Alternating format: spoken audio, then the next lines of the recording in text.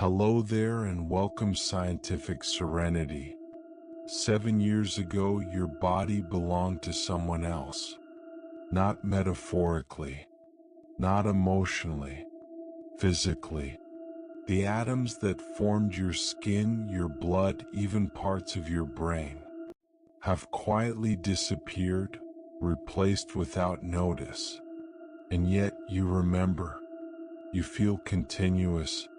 You believe you are the same person.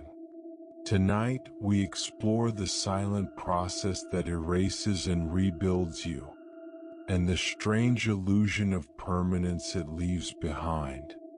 There is no danger here, no urgency, only a slow truth unfolding gently as you rest.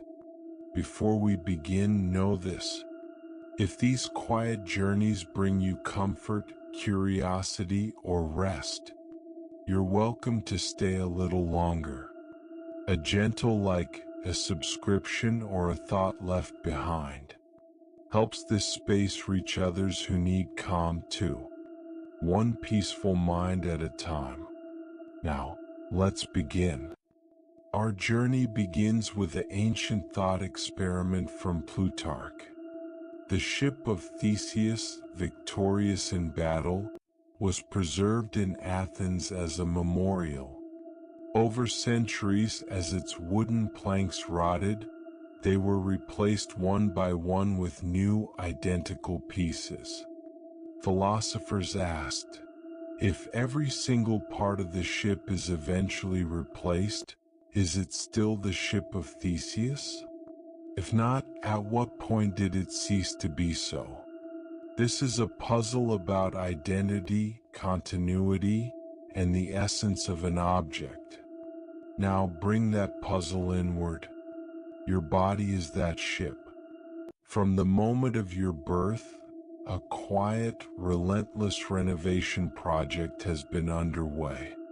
You are shedding, replacing, and renewing yourself at every level. The you that read the first sentence of this paragraph is already subtly different from the you hearing this now. Atoms have entered and left. Cells have died and divided. You are a river of matter shaped by the banks of your DNA. Let's quantify this flow. The human body is composed of roughly 37 trillion cells. It is a bustling metropolis, and in this metropolis there is no rest. Every second your body produces approximately 25 million new cells. That's 2.16 billion new cells per day. They are born from division, they take up their posts in your skin, your gut, your blood, and eventually they are retired, broken down, and replaced. This is not damage control. This is the fundamental program of life. To live is to renew. But it's not just cells. Go deeper. The molecules that make up those cells, the proteins, lipids, carbohydrates, are constantly being torn apart and reassembled. The atoms that form those molecules are in a perpetual dance of exchange with the environment. You are not a static statue. You are a standing wave in a stream of matter and energy. This brings us to the central haunting question of tonight. If the material substance of you is entirely replaced over time, what remains to constitute your continuous self? Is it merely the persistence of a pattern? The memory of being that previous collection of atoms? When you look at a childhood photograph, you feel a connection to that child. You share a name, a social security number, a life story. But biologically, you share almost no physical material with that child. Every atom has been swapped out. The connection is one of information, of narrative, not of substance. This realization can feel unsettling, like a loss of solidity. but there is a profound peace waiting within it. It means you are not a prisoner of your current form. You are a story in progress. The aches of yesterday are literally not the aches of today. They reside in cells that are already gone. The physical scars of past traumas are held by skin that has since shed and been renewed. You are, in a very literal sense, being reborn every day. As you listen, picture your body not as a fortress, but as a lighthouse on a rocky shore. The light is constant, but the stones are worn by the sea and replaced by keepers over the years. The essence of the lighthouse, its function, its warning, its place in the stories of sailors, persists. Your consciousness, your personality, your memories are that light. Your cells are the stones. Now let the sound of the flowing sand fill your awareness. Each grain is a moment, a cell, an atom passing through the narrow waste of the present. The past falls away below. The future gathers above. And you are here at the nexus, the ever-renewing point of now. The metaphor of the ship is powerful, but it is incomplete. A ship is repaired by an external carpenter. Your renewal is self-directed, an orchestration of breathtaking complexity happening silently within you right now. To understand the illusion of solidity, we must meet the architects and the laborers of your perpetual rebirth. Deep within each of your cells, except the very few exceptions we will meet later, lies the original blueprint, your DNA. This molecular scroll contains the instructions for building and rebuilding you. It is the master shipwright, holding the plan for the ship of Theseus even as every plank is replaced. But the DNA itself does not do the work. It is a library, not a builder. The builders are the cellular machinery, ribosomes that translate genetic code into proteins, mitochondria that forge the energy for renewal, and the very membranes that decide what enters and exits. They work in cycles tied to the rhythms of day and night, feeding and fasting, activity and rest. Your body's renewal is not random. It is a symphony conducted by hormones, neural signals, and the subtle tug of your own behaviors. When you sleep, growth hormone sweeps through, directing repair. When you exercise, you stimulate the turnover of muscle and bone. When you learn, you strengthen synaptic connections, which are themselves structures in a constant state of flux. You are not a passive ship in dry dock. You are a vessel constantly sailing, constantly repairing itself with materials gathered from the sea of air, food, and water around you. Consider your skin, your body's outer hull. The outermost layer, the stratum corneum, is made of dead cells called corneocytes. These are the weathered planks, the ones exposed to the world. Every day you lose 30,000 to 40,000 of these skin cells. They become the dust in your home, floating in sunbeams. Beneath this shedding layer, in the basal layer, stem cells are constantly dividing. One daughter cell remains a stem cell, anchoring the process. The other begins a journey upward. Over about 4 weeks, it transforms, fills with keratin, and finally reaches the surface to become one of those dust particles. The skin you touched this morning is not the skin that will touch your pillow tonight. You are wearing a suit of armor that is perpetually dissolving and reweaving itself. This process is even more dramatic in your gut. The lining of your small intestine is perhaps the most self-sacrificing surface in the body. Bathed in harsh digestive acids and enzymes, its cells have a lifespan of just 3 to 5 days. They are in a state of constant, purposeful martyrdom, working furiously to absorb nutrients and then, before they can even falter, being pushed off into the digestive stream to be replaced by fresh cells rising from the crypts below. Your inner world is a blazingly fast renewal, a testament to the body's commitment to preserving the whole at the expense of the part. So, if you are a process, where does you reside in this whirlwind? Think of a candle flame.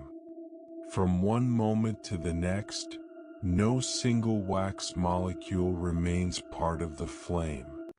They vaporize, combust, and rise away as smoke and heat. Yet the flame persists. It has a shape, a color, a temperature. It can be transferred to another candle.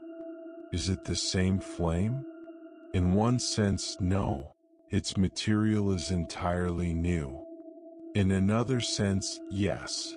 Its pattern, its information, its dance of energy continues. You're that flame. The you that feels continuous is the pattern of energy and information, the specific dynamic arrangement of processes.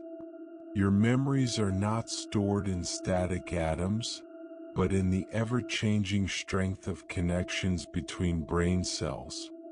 Your habits are etched not in immutable stone, but in well-trodden pathways of neural traffic that are themselves maintained by active reinforcement. Your personality is a melody played on an instrument whose strings are continuously being replaced, one by one, without missing a note. This is the gentle secret at the heart of the illusion. Continuity does not require permanence. It requires coherence. A story can be written on parchment, paper, or a screen. The medium changes, but the narrative holds. Your body is the medium. Your life is the narrative.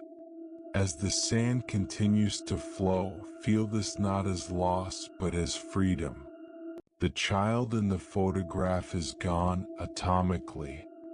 But the love they felt, the curiosity they possessed, the lessons they learned, those patterns evolved, transformed, and are present in you now. The ship may have no original plank, but its voyage continues. And you are both the voyage and the voyager. We have sailed the metaphor and descended into the cellular machinery. Now we arrive at the quiet, philosophical harbor of this first chapter, the threshold of change. If we are constantly renewed, at what point do we become someone new? Is there a moment, a specific percentage of replacement, where the old you vanishes and a new you stands in its place? Science offers no such line. Nature deals in gradients and blends in seamless transitions. The famous 7-year figure is a poetic average, a statistical ghost. It is the approximate time after which the vast majority of your body's atoms and cells have been replaced. But this renewal is not a synchronized event like the changing of a calendar. It is a mosaic of timelines. Your blood cells are replaced every 120 days. Your taste buds every 10 days. Your bones, as we will explore, take a decade. There is never a day when you go to bed as the old you and wake up as the new you. You're always both. You are always in a state of being and becoming. This is where the unease often melts into wonder. The realization that you are a process liberates you from a rigid, fixed identity. It means that change is not something that happens to you, it is what you are. The anxiety of losing yourself is based on the false premise that there was a solid, immutable self to lose. Instead, you are a verb disguised as a noun. To human is a constant act of renewal. Think of your mind in this light. Your opinions, beliefs, and perspectives shift over time. You are not betraying your younger self. You are that younger self, evolved. The neurons that held a childhood fear may be gone, but the pattern of that fear, its echo in your neural circuitry, may have softened, rewired, or been overlaid with new understanding. The material changes and so does the information. Both flow together. So what is the glue? If matter turns over and minds evolve, what provides the undeniable sense of being this continuous person reading these words? Cognitive science points to autobiographical memory and narrative identity.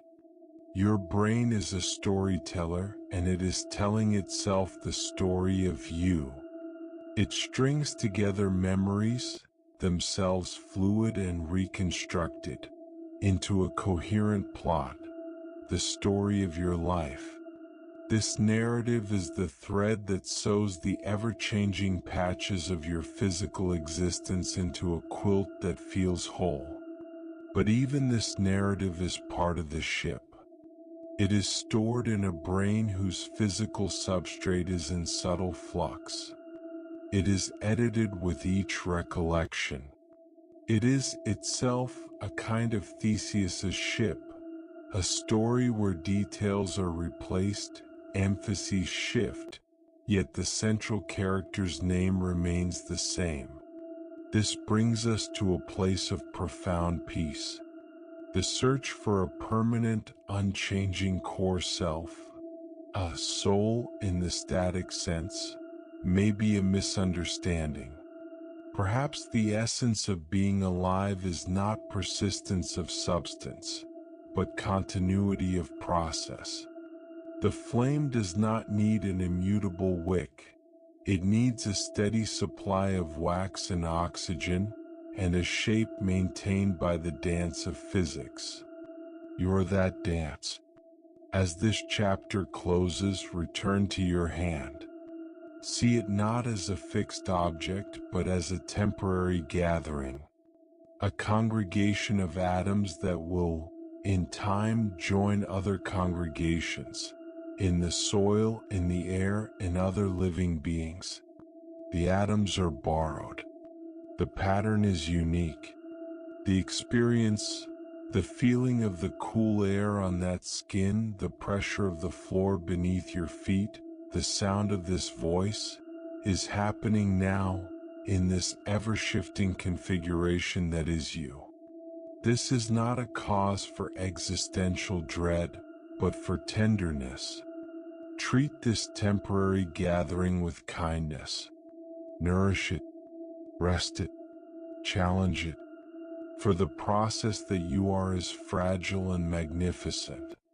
It is the universe experiencing itself through a pattern that has never existed before and will never exist again, yet is forever linked to the great flow of matter and energy. The ship of Theseus sails on. The harbor of your birth is far behind. The open sea of your future is ahead. And here in the present moment, you are the ship, the sea, and the wind in the sails. Welcome back to the quiet revolution within. In our first chapter, we explored the grand metaphor, you as the ever-changing ship of Theseus. Now, we move from philosophy to cartography. We will map the temporal landscape of your own body. For this ship is not rebuilt all at once. Each part has its own clock, its own lifespan, its own schedule for departure and renewal. You are not a single entity aging uniformly, but a consortium of tissues, each with its own expiration date, living and dying on different timelines. Tonight, we listen to their individual ticks. Let us begin with the fastest rhythms, the parts of you that are almost ephemeral, reminding us of our astonishing fragility and equally astonishing resilience. The lining of your gut, the 5-day suicide pact. Deep inside you, right now, exists one of the most dramatic and sacrificial renewals in biology. The epithelial cells lining your small intestine live a brief, heroic life of just 3 to 5 days. Imagine them, delicate, finger-like villi, each covered in microscopic microvilli, creating a vast, velvety surface area, the size of a tennis court, all dedicated to absorbing the fuel of your existence. But this environment is a war zone. It is bathed in hydrochloric acid, bile, and powerful digestive enzymes designed to dismantle the very structures of food. To do their job, these cells stand on the front line, exposed to this chemical abrasion. They do not simply wear out. They are programmed for a swift, orderly death. Before they can become compromised, before leaks can form in your vital barrier, they receive a molecular signal to detach. They let go from the underlying tissue and are swept away into the churning lumen, to be digested and their components recycled.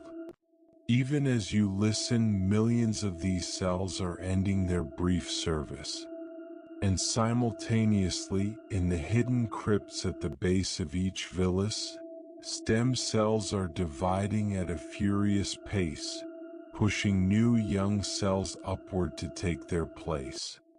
Your inner boundary with the world is a cascading waterfall of cells, born to die, dying to protect you. The stomach lining, facing even harsher acid, renews itself just as rapidly. This is the price and the miracle of turning the external world into you. Your skin, the 30-day journey to dust. Now turn your attention outward. The skin you feel against your clothes, the hand you see before you, it is a month-old stranger. The outermost layer of your skin, the stratum corneum, is a protective coat of armor made entirely of dead cells called corneocytes. These flat, keratin-filled tiles are the final stage in a beautiful, upward migration. It begins in the deepest basal layer of your epidermis. A stem cell divides. One daughter remains behind, an immortal anchor. The other commits to a one-way journey. Over the course of about 28 to 30 days, this cell moves upward. As it travels, it fills with tough keratin protein, its nucleus disintegrates, and it transforms into a hardened, waterproof shield. By the time it reaches the surface, it is no longer a living cell, but a protective scale. And then it lets go.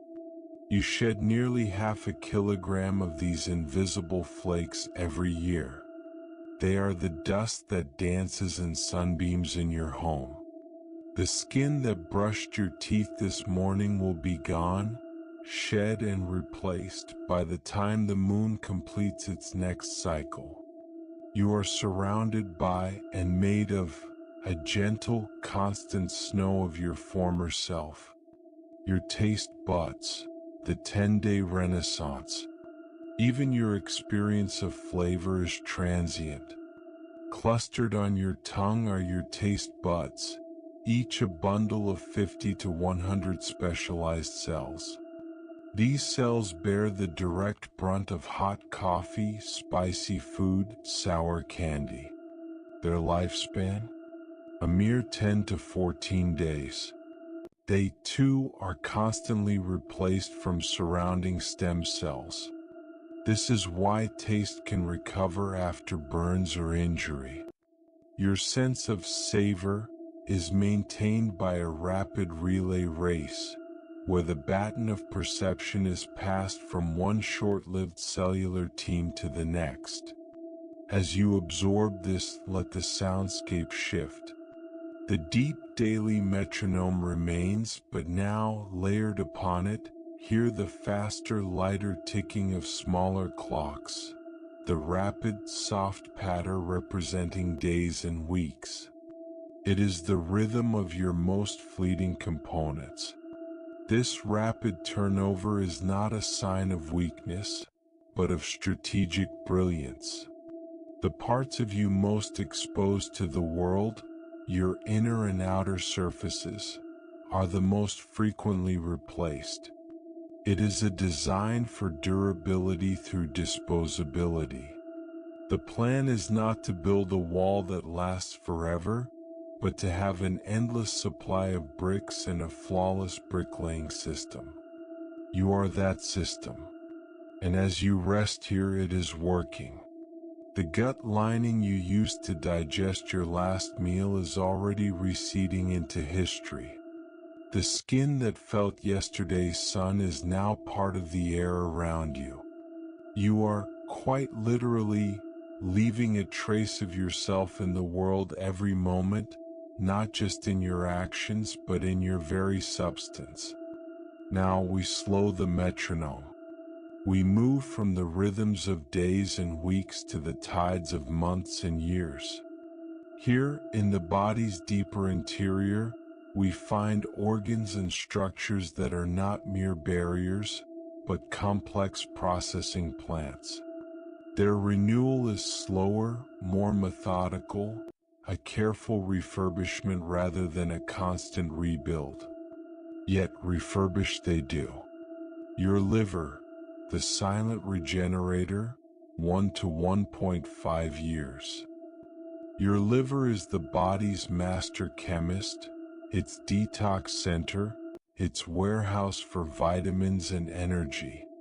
It is a stoic, resilient organ, and it possesses a legendary power, regeneration. While the popular myth that it fully regenerates every few months is an oversimplification, its cells, hepatocytes, have a remarkable turnover rate. In a healthy adult human, the entire liver's cellular mass is replaced roughly every 300 to 500 days. This is not a simple uniform swap. It is a slow, constant process of cell division and loss, maintaining balance. What makes the liver extraordinary is its response to injury. If a significant portion is surgically removed, the remaining cells receive a powerful signal to divide. They can regenerate the lost mass within weeks, restoring function. This is not true regeneration of the original intricate structure. The precise vascular architecture may not perfectly return, but the functional tissue regrows. In your daily life, this slower, steady turnover allows your liver to handle toxins, repair minor damage from metabolites, and continually renew its workforce. The liver you rely on today is not the same liver that processed your birthday cake a year ago. It is a seasoned but fundamentally renewed organ. Your skeleton, the decadal sculptor, 10 years. Now feel the solidity of your own frame. Your bones feel like the most permanent part of you, the literal scaffold. Yet, this scaffold is a living, dynamic tissue in a state of constant, slow-motion remodeling. The entire adult human skeleton is replaced approximately every 10 years.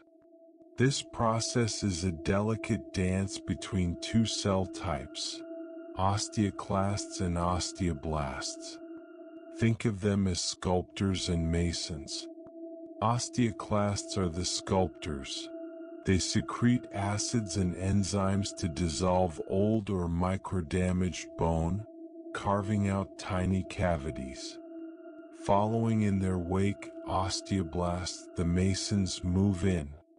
They lay down a collagen-rich matrix, which then becomes mineralized into new, strong bone. This is bone remodeling. It is not a cell-for-cell replacement, but a molecule-by-molecule renewal. It allows your bones to adapt to stress, becoming thicker where needed, repair microfractures from daily life, and regulate calcium levels in your blood. The femur that supports your weight, the ribs that protect your heart, the vertebrae that allow you to sit and listen, they are not the same minerals and crystals you had a decade ago. Your skeleton is a riverbed of calcium and phosphate, where the minerals are constantly being dissolved from one bank and deposited on another, all while maintaining the shape of the river. The strength you feel is not the strength of stone, but the strength of an ongoing, intelligent conversation between destruction and creation. Your heart muscle, the mystery of stasis, partial renewal. For decades, it was a cardinal rule of biology. The human heart, with its tirelessly beating muscle cells, cardiomyocytes, was terminally differentiated. You were born with almost all you would ever have, and they simply aged with you. This contributed to the heart's vulnerability. Damaged heart muscle after a heart attack would scar, not regenerate. Recent, revolutionary science has nuanced this picture.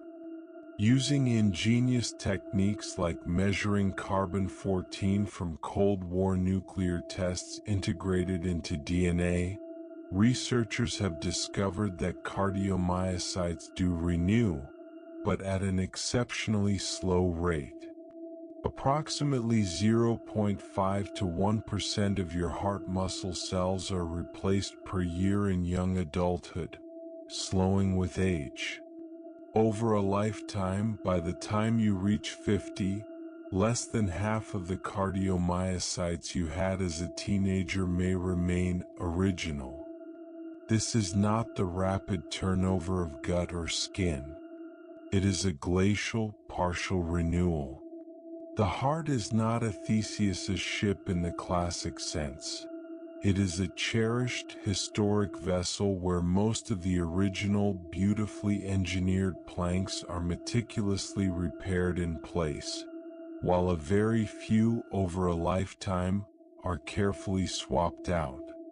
Its continuity is paramount, so its change is measured and minimal. As these mid-tempo clocks tick in your mind's ear, feel the layered nature of your own time. You are not one age. Your gut lining is days old. Your skin is weeks old. Your liver is celebrating its first birthday. Your bones are remembering a decade past. Your heart holds cells that have beaten since your youth. You are a living archive of time, a walking history book written in cells of different editions. We have traveled from the fleeting to the steadfast, from cells that live for days to structures that renew over years. Now we reach the deepest, most profound layer of this temporal map, the parts of you that defy the very premise of replacement. The exceptions, the keepers of the flame across an entire lifetime. For within your constant renewal lies a stunning paradox. Not everything changes. Some elements of your biological ship are installed at the launch and are meant to last the entire voyage. Their permanence is what makes the illusion of a continuous you not just a philosophical idea, but a biological anchoring point. Yet even here, as we will discover, permanence is a nuanced concept. The lens of your eye, the prison of transparency. Look at the world. The light that allows you to see enters through the crystalline lens of your eye. This lens must be perfectly transparent to focus light onto the retina. To achieve and maintain this clarity, the lens cells make a Faustian bargain at a very early stage of your development. They destroy their own nuclei and organelles. They become bags of crystalline protein, metabolically inert, unable to divide, regenerate, or repair themselves in any significant way. The central core of your lens, formed in childhood, remains with you for life. This is why cataracts form with age. Damage from ultraviolet light, oxidative stress, and metabolic changes accumulate in these static cells. The proteins clump, clouding the lens. The lens cannot shed these old cells. It is stuck with them. Here, the body's strategy of constant renewal fails. This small, vital structure is a museum piece, preserved but slowly degrading. It is a poignant reminder that the strategy of renewal is a choice, and for some tissues, the cost of transparency is eternal stasis. Your brain's neurons, the custodians of you. And now we arrive at the seat of the illusion itself, your brain. For the longest time, the dogma was absolute. You are born with all the neurons you will ever have. The story was one of tragic, irreversible loss. Brain cells die and they are not replaced. This seemed to fit our intuition. Memories and personality feel permanent, housed in a permanent structure. If neurons turned over like skin cells, how could we remember our childhood? Modern neuroscience has, once again, revealed a more complex and beautiful truth. While the vast majority of your cerebral cortex neurons, the ones responsible for your conscious thought, memories, and personality, are indeed with you for life, neurogenesis, the birth of new neurons, does occur in specific vital regions. The hippocampus, crucial for forming new memories and spatial navigation, generates new neurons throughout life, though the rate declines with age. This is stunning. It means the very organ that records your ongoing story is subtly renewing some of its recording equipment.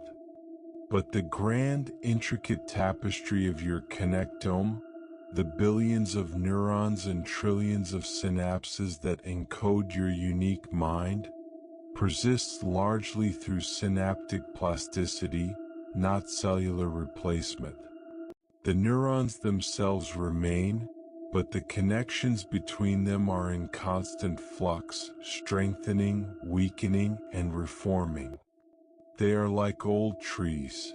The trunk and main branches, the neurons, stand for a lifetime, but the leaves and small twigs, the synapses, change with every season, with every experience.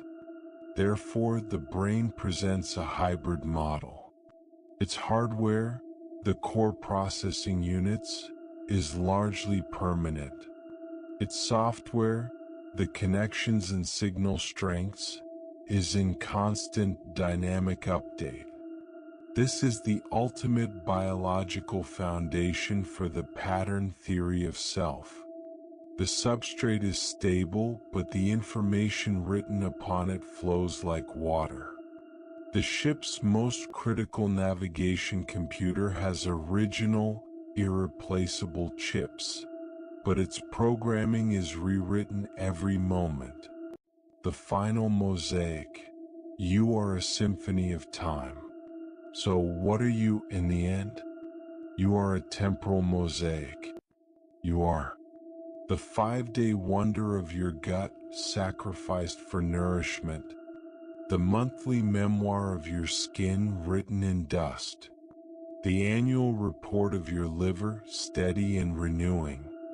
The decadal foundation of your bones, slowly reshaping. The lifetime sentinel of your lens, clear but aging. The century-old library of your cortex, with new pages being written in the annex. There is no single you in time. There is only the ongoing, miraculous coordination of these countless timelines. The you that feels continuous is the gestalt, the emergent phenomenon arising from this orchestra of different tempos. The conductor is not a thing but a process, the relentless, intelligent drive of life to maintain a pattern called you, using whatever materials are at hand for as long as it can. As this chapter closes, let the soundscape resolve. The many clocks, the fast patter, the steady talk, the slow yearly gong, begin to synchronize. They don't become one sound, they become a chord. A rich, complex, harmonious chord that is the sound of your aliveness at this very moment. It is the sound of 37 trillion clocks ticking in imperfect, beautiful unison. Feel the peace in this. You are not decaying. You are rehearsing. Every day, you are rehearsing the pattern of yourself with a slightly new cast of molecules and cells. The play goes on. The role remains. And for now, you are both the actor and the audience. Welcome to the quiet core. We have mapped the flowing rivers of your body, the rapid streams of gut and skin, the slower currents of liver and bone. But every river flows around something solid. Tonight, we turn our attention to the rocks in the stream. These are the parts of you that defy the narrative of total renewal. The parts that are, in a biological sense, meant to be immortal, or at least to last as long as you do. They are the exceptions that prove the rule, and in doing so, they hold the key to a deeper mystery. If you are a pattern written in changing matter, what writes the pattern? What is the pen that endures? We begin with the most literal window to your soul, the lens of your eye, the crystalline prison, a life sentence of clarity. As you let your gaze grow soft, consider the lens suspended behind your iris. Its job is simple and non-negotiable. It must be perfectly transparent to focus light onto the retina. Evolution arrived at a radical, almost brutal solution for achieving this optical perfection. Very early in your development, the cells destined to become the core of your lens perform an act of cellular seppuku. They systematically dismantle their own nuclei and mitochondria, the command center and the power plants of the cell. What remains is a tightly packed bag of crystalline proteins, primarily crystallins, arranged in a precise, orderly structure that allows light to pass through with minimal scattering. These cells are now dead in the functional sense. They cannot metabolize, they cannot divide, they cannot repair themselves.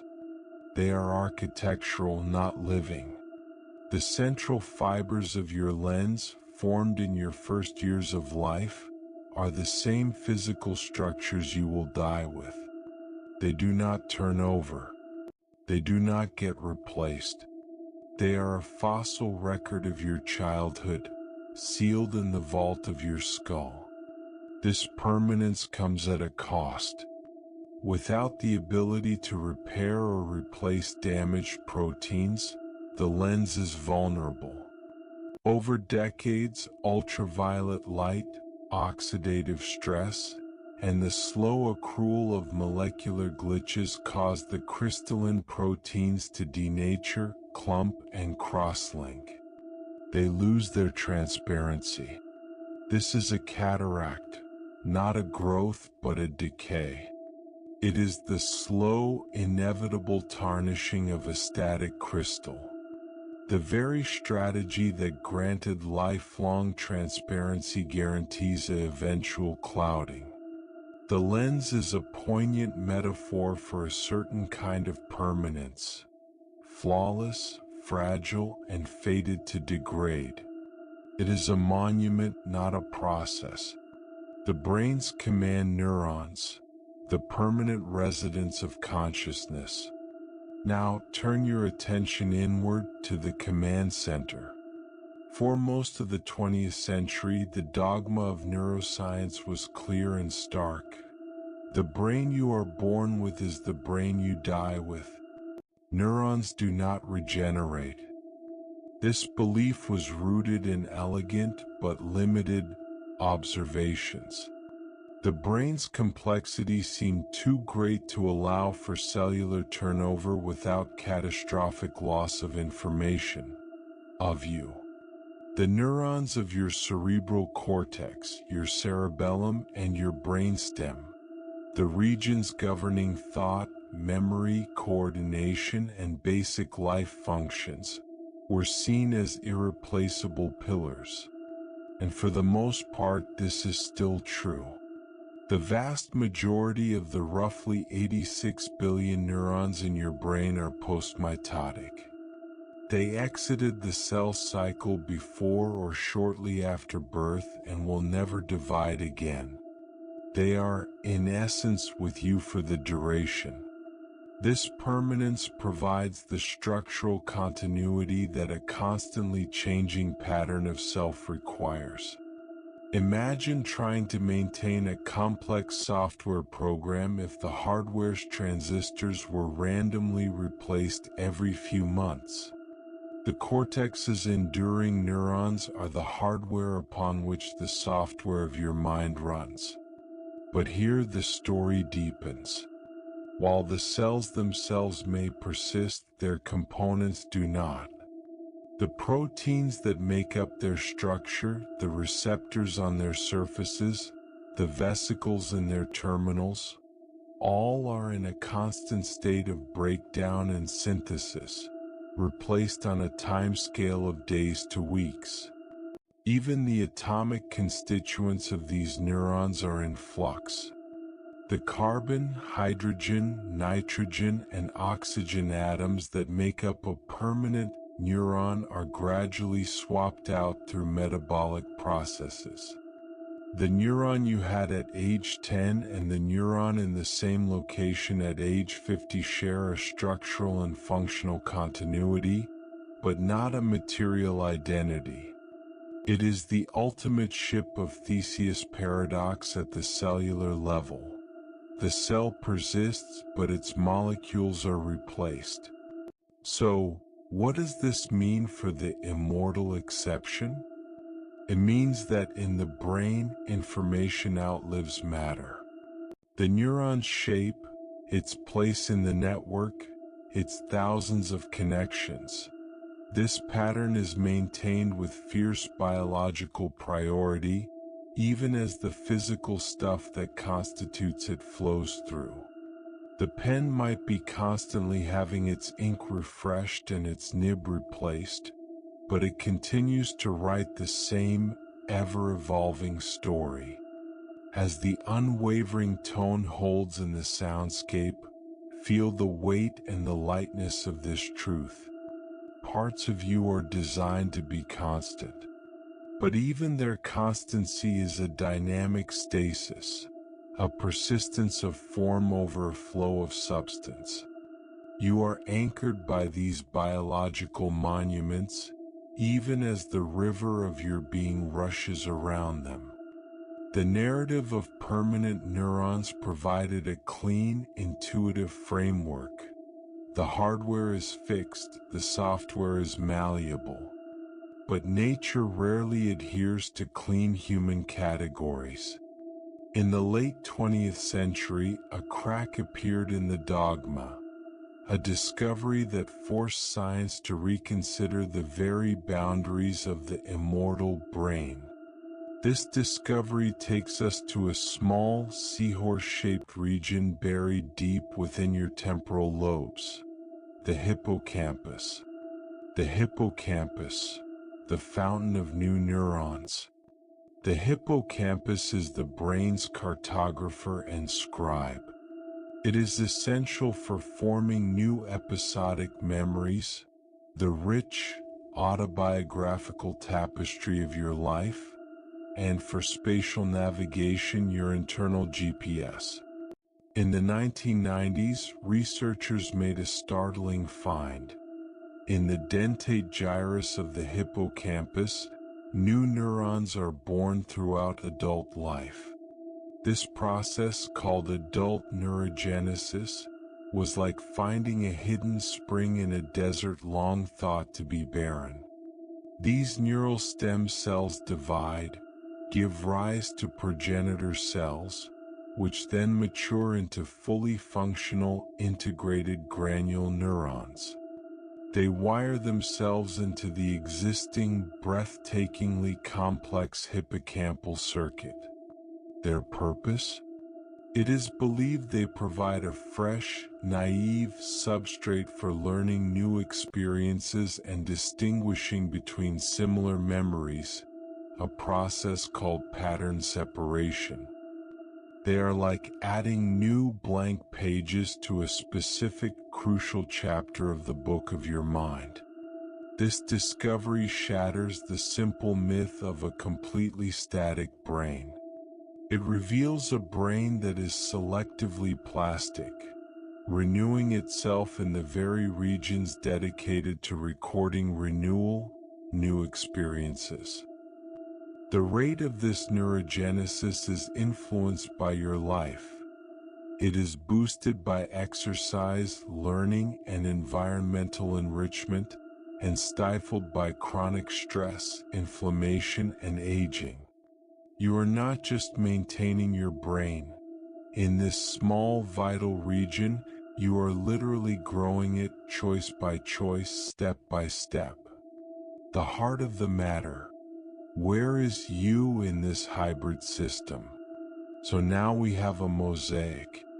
The permanent cortex, the vast landscape of your consciousness, made of lifelong neurons with ever-changing molecules. The renewing hippocampus, a small, vital workshop where new neurons are forged to help write the ongoing story. The static lens, a transparent monument, slowly tarnishing. This hybrid model resolves a deep puzzle. If all neurons were constantly replaced, how could we hold decades-long memories?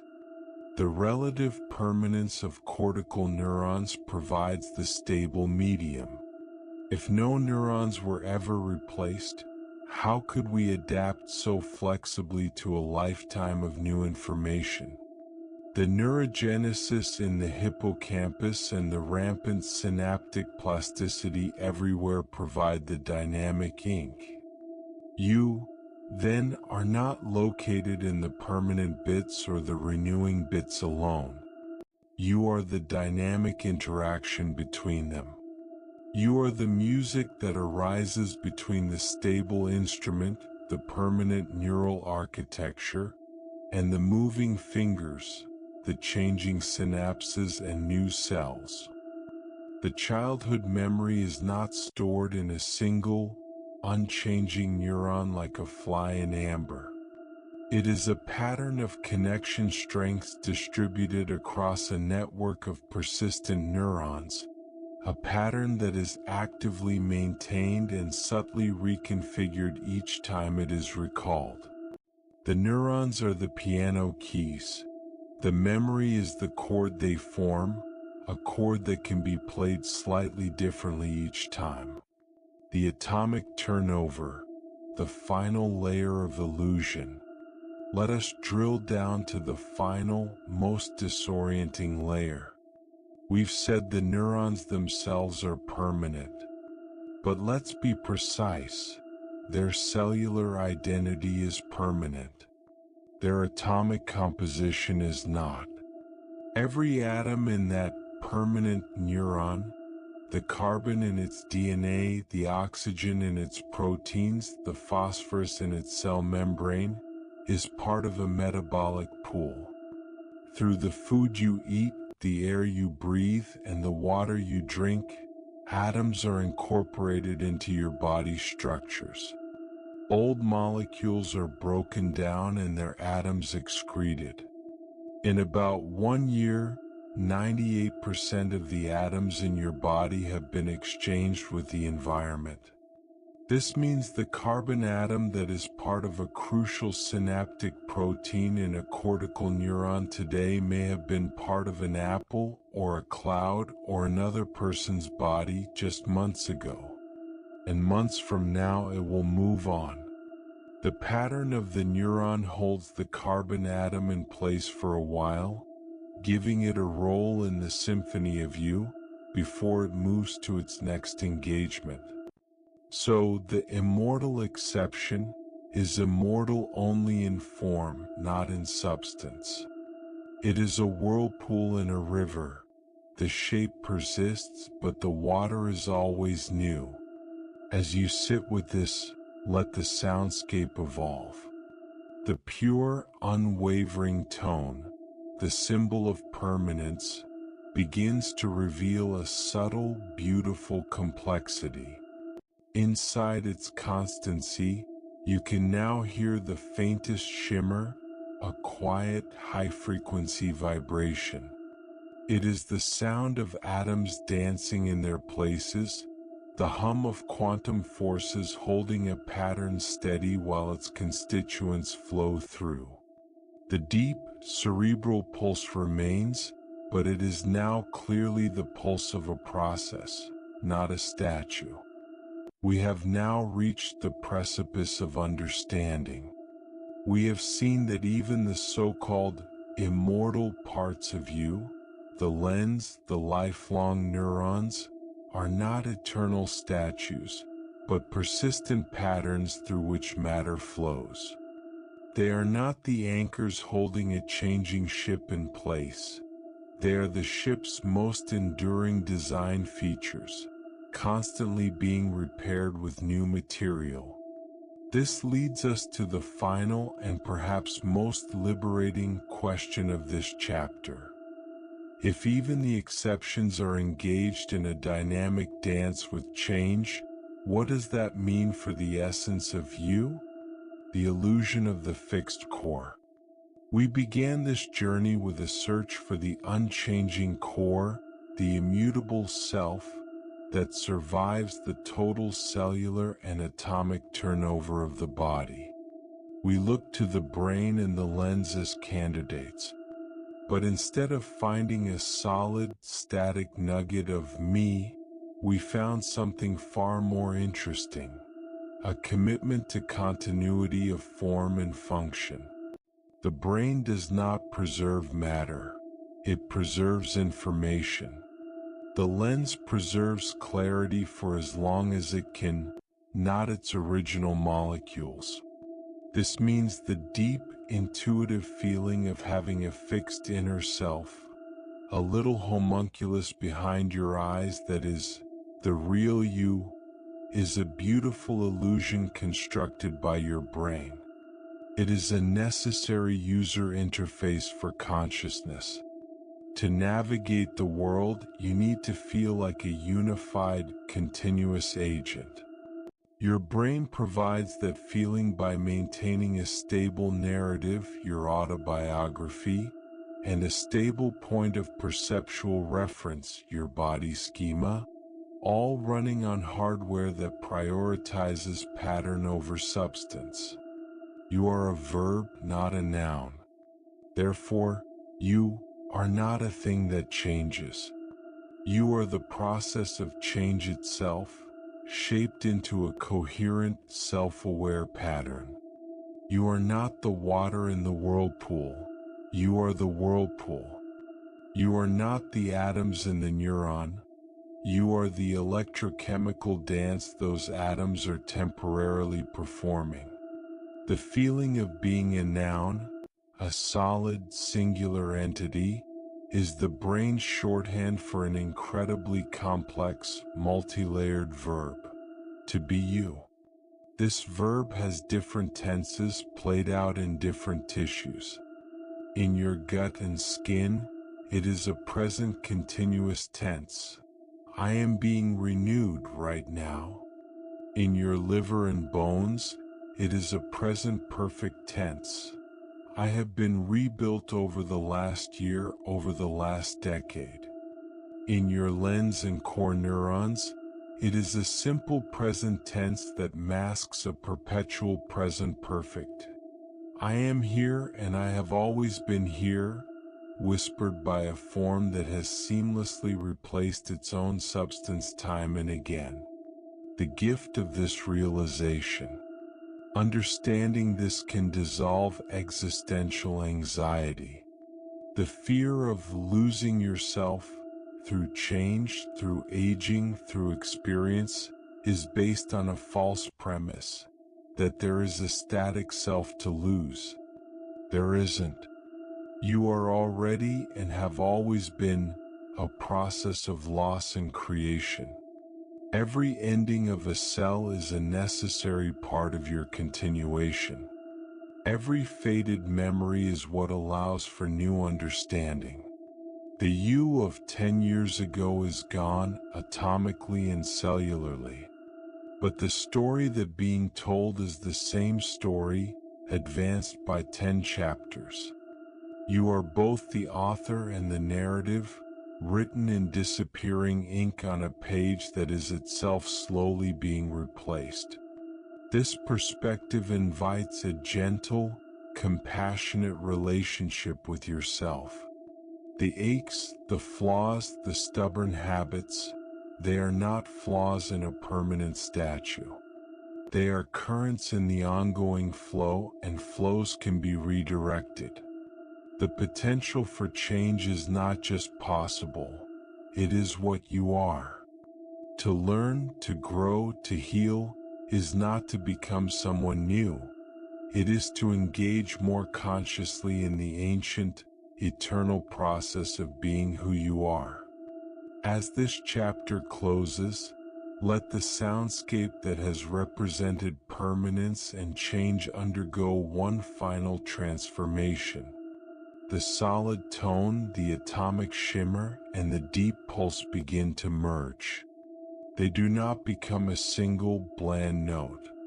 They become a complex, living chord that is both stable and vibrating with life. It is the sonic signature of a persistent pattern. It is the sound of you, not a thing but a happening. Welcome to the deepest level of your renewal. We have sailed the cellular seas and mapped the temporal landscapes of your organs. Now we dive below the cells, below the molecules, to the fundamental building blocks of reality. Atoms. Here, in the subcellular quantum realm, the story of your constant rebirth becomes not just biological but cosmic. You are about to discover that you are not just in the universe. You are a temporary conversation the universe is having with itself. The you of last year is not just gone. It has become part of the wind, the soil, and the stars. And the you of today is made of stardust that was, until recently, something else entirely. The myth of solid substance. Let's begin by dismantling a final, powerful illusion, the illusion of solid substance. Your hand feels solid. A table feels solid. But we know from physics that this solidity is a sensory trick. Atoms are 99.999999% empty space. A nucleus, if enlarged to the size of a marble, would have its nearest electron orbiting a kilometer away. The rest is vacuum. The solidity you feel is the repulsive force fields of atoms interacting, a kind of cosmic standoff. You are, quite literally, a ghost made of force fields shaped by patterns of information. And these atomic ghosts are not loyal citizens of your body. They are nomadic particles borrowing your form for a temporary residence. Every atom in your body, every carbon, hydrogen, oxygen, nitrogen, calcium, and iron atom, is on loan from the universe. They were forged in the heart of dying stars, scattered across the cosmos, and have cycled through countless forms before arriving in you. And they will leave you to cycle through countless more. The three rivers of atomic exchange. How does this grand exchange happen? Through three primary rivers that connect you to the cosmos every moment. The river of breath, oxygen and carbon. With every inhale, you draw in roughly 10 to the power of 22 oxygen molecules. They cross into your bloodstream, are carried to your cells, and are used in the fiery process of cellular respiration to release energy from food. In that process they are transformed. They bind with carbon from your food to form carbon dioxide. With every exhale you release that CO2 back into the atmosphere. The oxygen atoms you breathed in 5 minutes ago are already gone, part of the air again. The carbon atoms in your exhale may soon be absorbed by a leaf and turned into part of a tree. You are in a constant, intimate atomic dance with the planet's atmosphere and biosphere. You are breathing the same atoms that dinosaurs breathed, that Caesar exhaled, that have circled the globe for eons.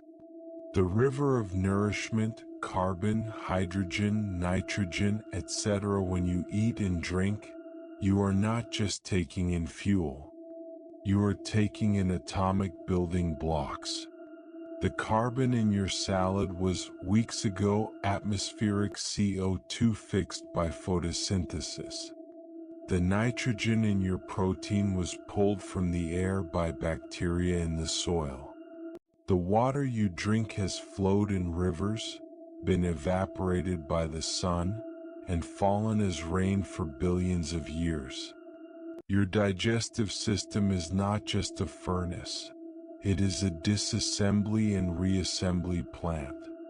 It breaks the complex molecules of food down into their atomic components via digestion and the Krebs cycle, and then uses those atoms to build new proteins for your muscles, new lipids for your cell membranes, new DNA for your dividing cells.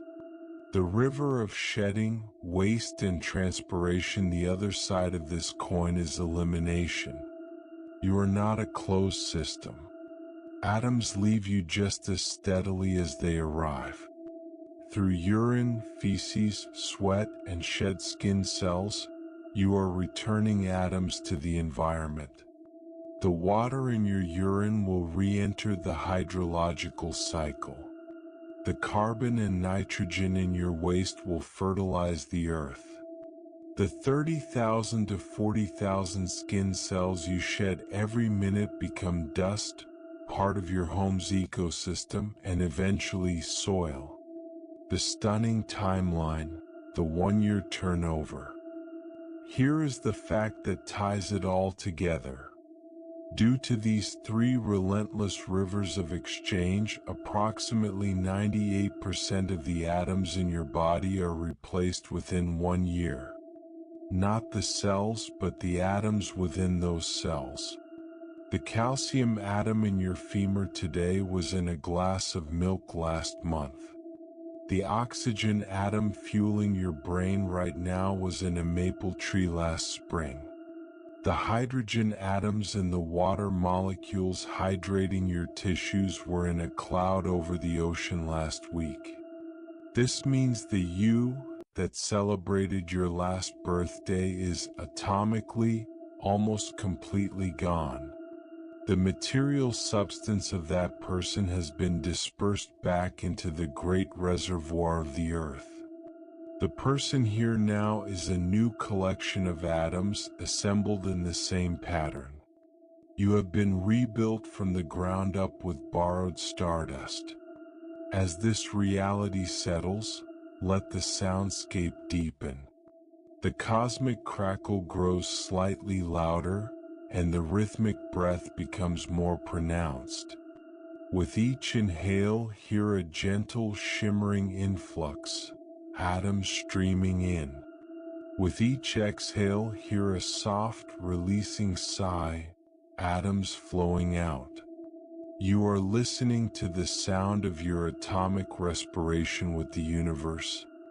To truly grasp the poetry of this atomic flow, we must follow a single atom on its epic journey, a journey that makes your lifetime seem like a brief rest stop on an infinite road. Let's follow a carbon atom.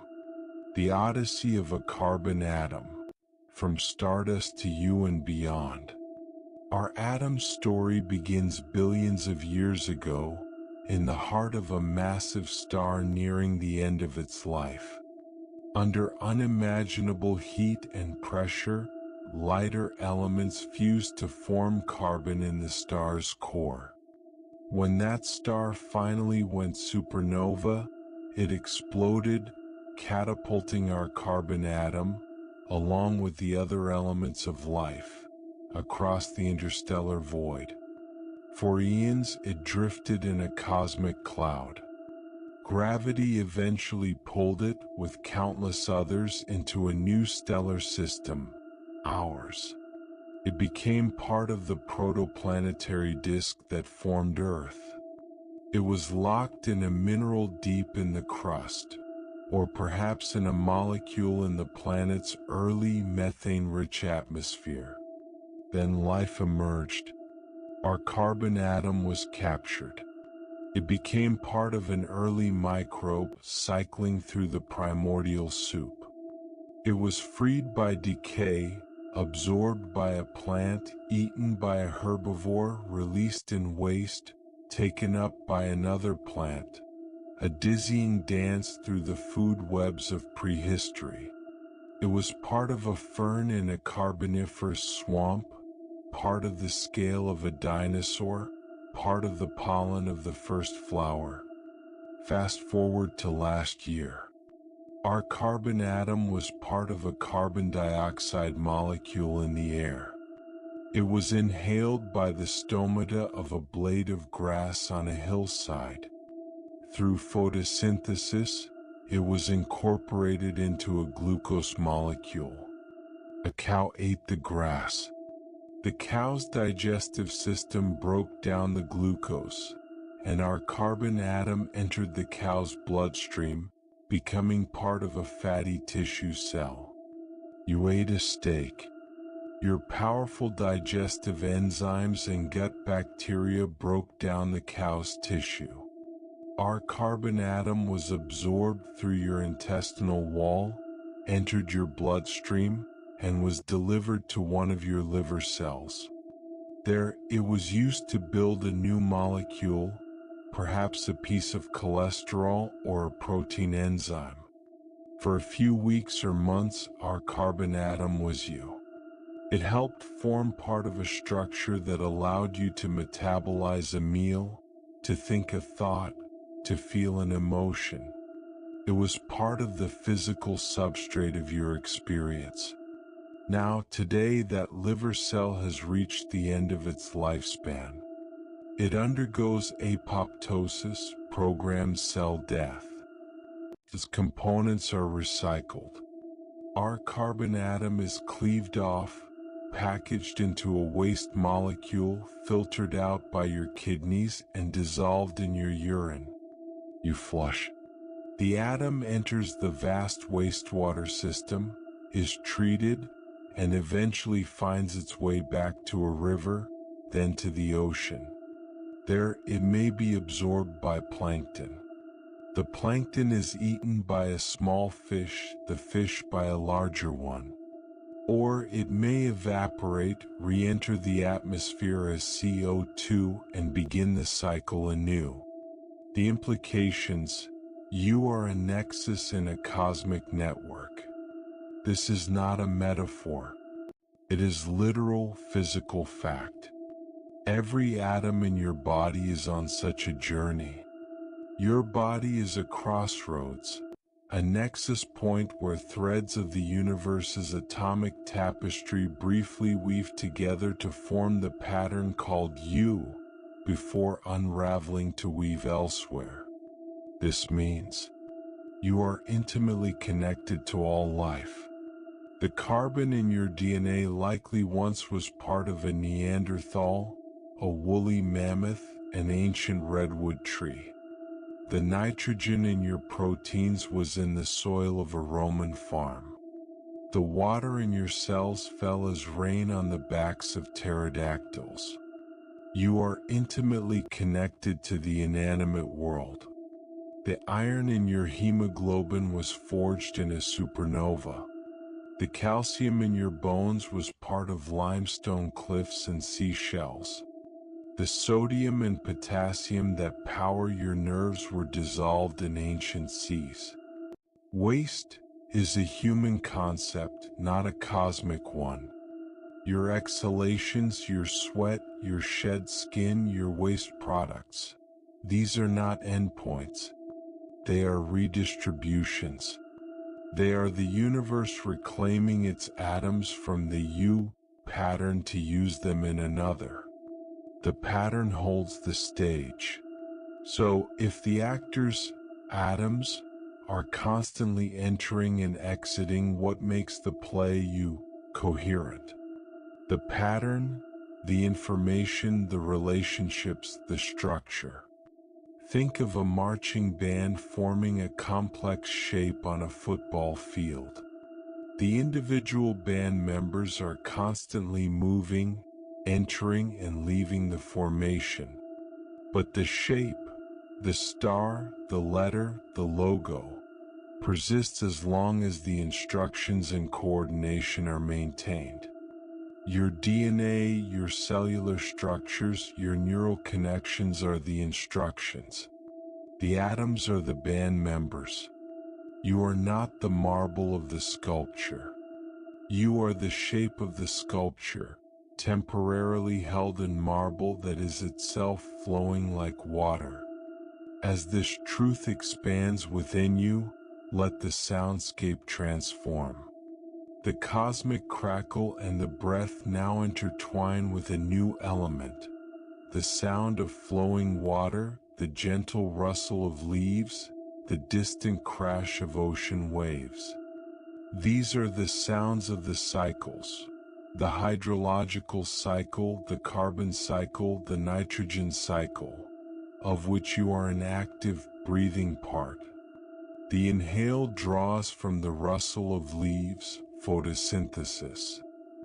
The exhale merges with the ocean waves, carbon dissolution. You are not just listening to sounds, you are listening to the circulatory system of the planet, and you are one of its beating hearts. We have followed the atom's epic journey and seen ourselves as a crossroads in a cosmic flow. Now we reach the final, quiet harbor of this realization. If we are but a temporary gathering of universal stardust, a shape held in flowing matter, what remains of our cherished sense of self?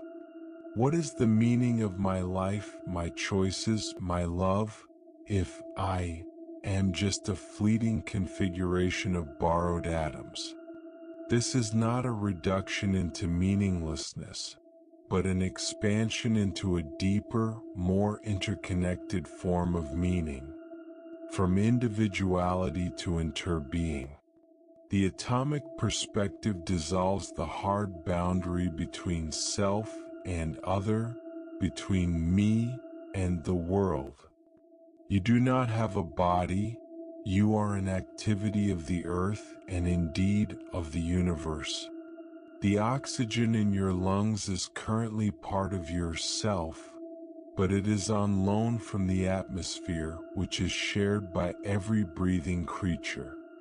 The carbon in your cells is on loan from the biospheric cycle that includes forests, oceans, and all living things.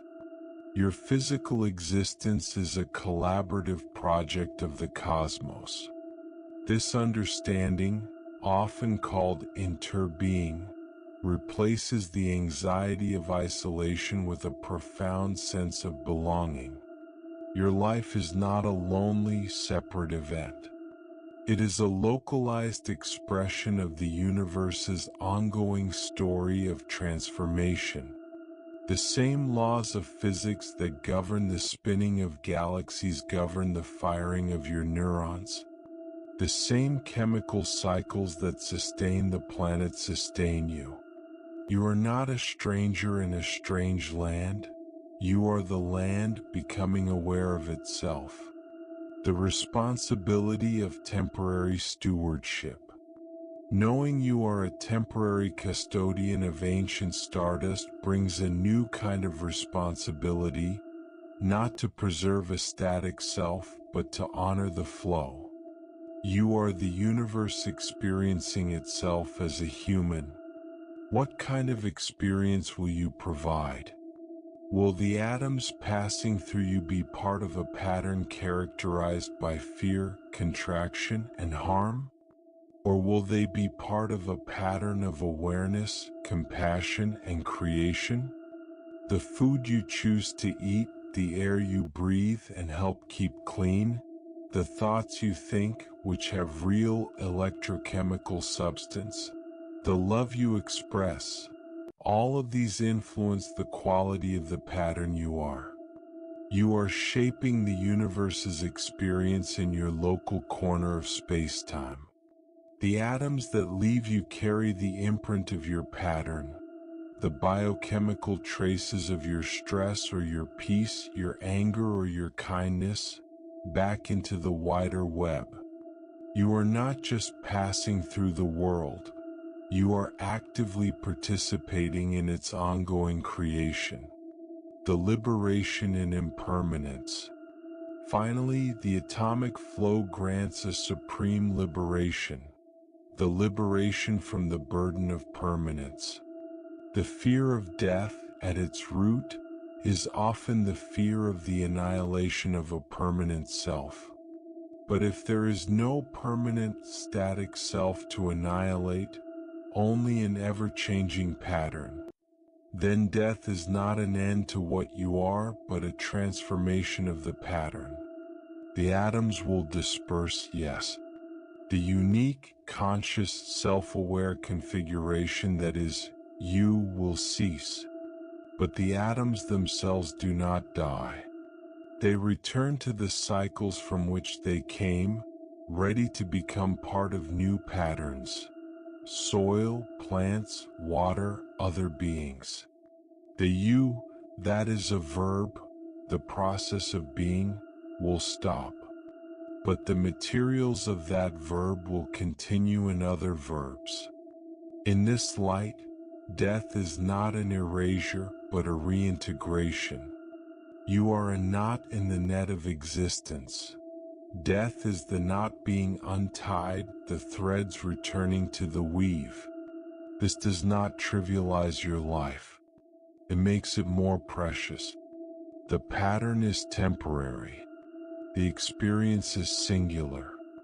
This particular gathering of stardust, arranged to know itself, to love, to suffer, to wonder.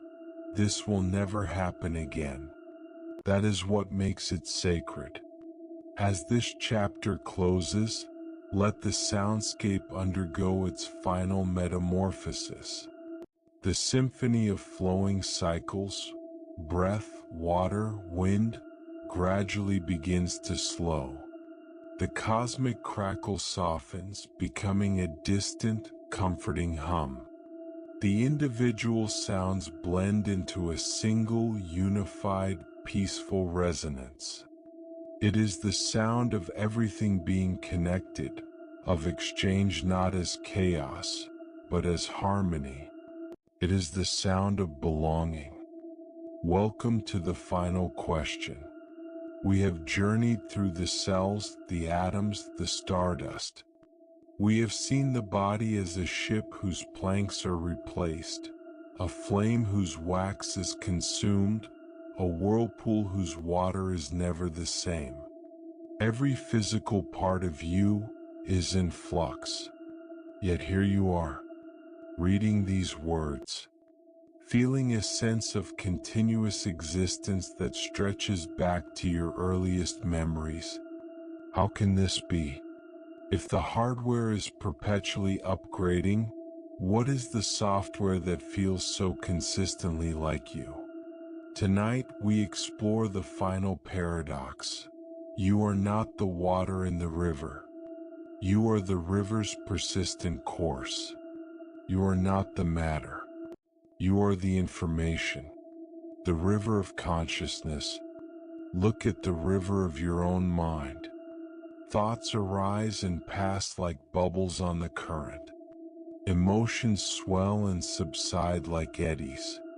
Sensations come and go. Yet, beneath this flow, there is a sense of being the one who experiences it all. This sense is your consciousness, the seemingly stable bank from which you watch the river flow. But even this bank, as neuroscience tells us, is part of the river. Consciousness itself is a dynamic process, a flickering network of neural activity, not a static place. So, if both the observed, thoughts, feelings, and the observer, consciousness, are in motion, what provides the thread of continuity? The answer lies in a brilliant, fragile, and fallible miracle: memory. Memory, the thread that sews time. Memory is the ghost in the machine. It is the mechanism by which the river remembers its own flow. But memory is not a videotape stored in a vault of the brain. It is a creative, reconstructive act. Each time you recall an event, you are not playing back a recording. You are rewriting the story, influenced by who you are now, by other memories, by suggestion, by emotion. The memory changes with each recollection. Think of your earliest childhood memory. The vividness you feel, the colors, the sounds, they are not pristine. They are a current reconstruction based on faint neural traces that have been altered countless times over the decades. The memory is less a fact and more a myth you tell yourself about your origins. Yet this myth is powerful. It is the foundational chapter in the story of you. Autobiographical memory, the storyteller. This collection of personal myths, your autobiographical memory, is the closest thing you have to a continuous self. It is the narrative you construct to make sense of the chaotic sequence of experiences that is a life. I am the one who grew up in that house, went to that school, loved that person, felt that pain, achieved that goal. This story provides narrative identity. It is the software program that runs on the ever-changing hardware, creating the compelling illusion of a protagonist with a past, present, and future. But this software is also in flux. As new experiences accumulate, the story is edited. Past events are reinterpreted. Traumas are integrated or avoided. Triumphs are amplified or humbled. The you of 10 years ago would tell the story of your life differently than the you of today. The river's course is not just remembered, it is constantly redrawn on the map, the biological substrate of a story. Where is this story physically? It is nowhere and everywhere. It exists as distributed patterns of synaptic strengths across your brain's neural networks. A single memory is not a single neuron. It is a unique pattern of firing across thousands of neurons, a specific chord struck in the symphony of the brain. When you remember, you are not retrieving a file. You are reactivating a pattern. And as we know, the physical components of this pattern, the neurons' proteins, their membranes, even their atoms, are replaced over time. Yet the pattern persists. It is like a sand mandala. The grains of sand, the atoms, are blown away and replaced, but the intricate design, the memory, can be maintained as long as there is an intention and a process to preserve the relationship between the grains. You are that intention. Your brain is that process. As you listen to the river's flow, imagine it carrying not just water, but information. Leaves, twigs, and seeds on the surface are like individual memories and thoughts. But the river's course, its deep, scoured channel, is the persistent pattern of your mind shaped by a lifetime of flow. The water is always new. The course holds. The river's course is shaped by its history, but it is not imprisoned by it. It can flood its banks, carve a new channel, or merge with another stream. So too with your narrative self. The software of you is not a rigid, pre-written code. It is a dynamic, adaptive algorithm, learning and updating in real time. To understand this, we must explore the two forces that constantly rewrite your story: experience and forgetting. Experience, the programmer of the present. Every moment you live is data.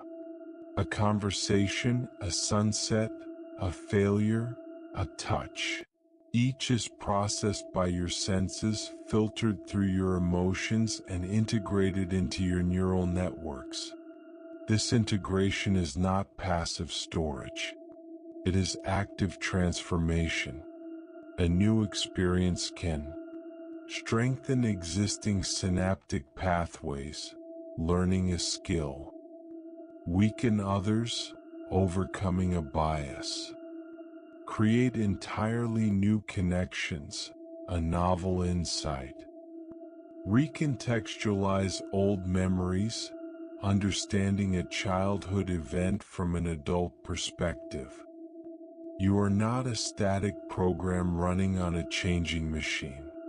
You are a program that rewrites itself as it runs. The you that went to sleep last night is not identical to the you that woke up this morning, because the night's dreaming, the morning's thoughts, and the day's first experiences have already altered the pattern. Your identity is a work in progress, sculpted by the chisel of present experience. Forgetting, the essential curator. If experience is the writer, forgetting is the editor. We often fear forgetting as a loss of self. But what if forgetting is essential for the self to continue? The brain is not an infinite hard drive. It must prioritize.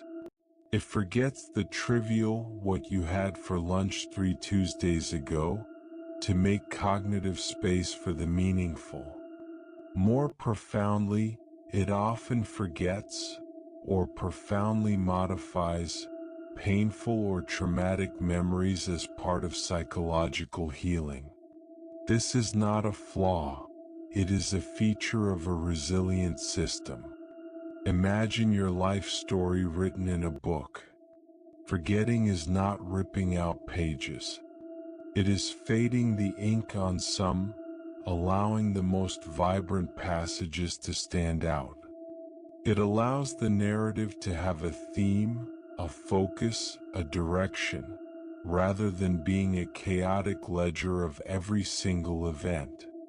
Without forgetting, you would be trapped in an undifferentiated avalanche of past detail, unable to discern what mattered. Your continuity depends as much on what you let go of as on what you hold on to. The hardware-software dance, a delicate illusion. This brings us to the delicate dance. The hardware, your brain and body, provides the physical possibility for the software, your mind and identity, to run. But the software, once running, directly influences the hardware. This is neuroplasticity. A thought, software, can release neurotransmitters that strengthen a neural connection, hardware modification. A repeated habit, software pattern, can physically thicken the neural pathways associated with it, hardware change. Chronic stress, a software state, can shrink the hippocampus and impair memory formation, hardware damage. The illusion of a separate ghost in the machine dissolves. You are the dance itself. The dancer and the dance are one. The mind is what the brain does. The self is the activity of a particular, ever-changing physical system trying to maintain a coherent story. The I, that feels continuous. So, what is the I that feels like it has been here all along? Reading this sentence, remembering the last. Cognitive science suggests it is a constructed sense, a narrative center of gravity created by the brain. It is the brain's answer to the question, to whom is all this happening? It is a useful user interface for navigating life. This I is not a tiny person in your head. It is a process of self-referencing. When a thought arises, the brain tags it as mine. When a memory is recalled, it is framed as my past. This constant, low-level tagging creates the seamless sense of being a continuous subject. It is the river believing it is the water, rather than understanding it is the flow. As you listen now, let the soundscape merge these ideas. The sound of the flowing river now carries within it the neural crackle. They are not two sounds, they are one. The flow is the information. The water is the memory. The river's sound becomes a metaphor for your entire being, a flowing process of information and matter, where the distinction between the two blurs into a single living event. We have arrived at the final bend in the river. The water flows on, but here the current slows, deepens, and becomes reflective. We have followed the logic of change from cells to atoms to memory, and found no solid core, only a persistent pattern, a story told by flowing matter. Now we must land this realization not in the intellect, but in the heart. What does it mean to live as a river and not a rock? How does one find peace, not in permanence, but in the graceful acceptance of being a process, the peace of being a pattern, There is a profound relief in releasing the need to be a thing. If you are a pattern, then you are, by nature, adaptable, resilient, and creative. A thing can break. A pattern can reform. The anxiety of "I must stay the same" dissolves. You are allowed to change. You are designed to change. The person you were at 15, 30, or 50 is not a failure or a betrayal of some true self. They are successive iterations of the pattern, each valid, each necessary. This perspective invites self-compassion. The flaws you fret over, the mistakes you regret, they are not etched in the stone of a permanent self. They are currents in the river already passing. The pattern can learn, adjust, and flow in new directions. You are not fixing a broken statue. You are tending a living garden. The intimacy of interconnection. Seeing yourself as a pattern also reveals your radical intimacy with everything. Your pattern is not isolated. It is sustained by the air pattern, the food pattern, the social pattern of language and love. Your very memories are woven from interactions with other patterns, other people, places, experiences. Your mind is a knot in a net of relationships. There is no you without the world to shape you and be shaped by you. The boundary is porous, a dance of mutual creation. This dissolves loneliness. You are never truly alone. You are in constant, atomic, and energetic conversation with the cosmos. The breath you just took connects you to the atmosphere shared by all life, now and across time. You are a localized gathering of the universe, and the universe is gathering within you. The freedom of temporary custodianship. You are a custodian of this pattern for a limited time.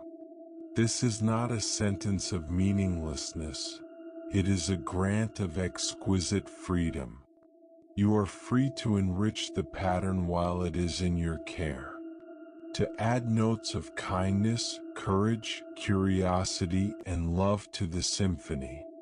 The atoms will move on, but the quality of the pattern you create, the beauty, the wisdom, the connections forged, ripples into the wider web of relationships. This is your legacy, not the preservation of matter, but the impact of a pattern on other patterns. Sleep, the nightly rehearsal of rebirth. Consider sleep, the state you are being invited into now. Sleep is the ultimate daily metaphor for the process we've explored. Each night you surrender consciousness.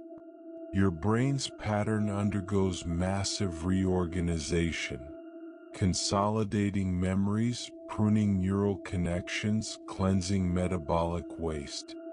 You enter a state akin to dissolution, and each morning you reintegrate. You wake up as a refreshed pattern, continuous yet altered, ready for a new day of experience. It is a miniature rehearsal for the final reintegration. You practice letting go and reforming every 24 hours. You are already an expert at being reborn, the final letting go. And so, we come to the ultimate letting go, the end of the individual pattern. Death is not the annihilation of a thing called you. It is the cessation of this particular conscious knot in the net. The pattern unravels, its threads, the atoms, the energy, returning to weave into other patterns. The river merges with the ocean. The story ends, but the language, the themes, the love that was part of the story continue to resonate in the lives it touched. In this way, you are both temporary and eternal.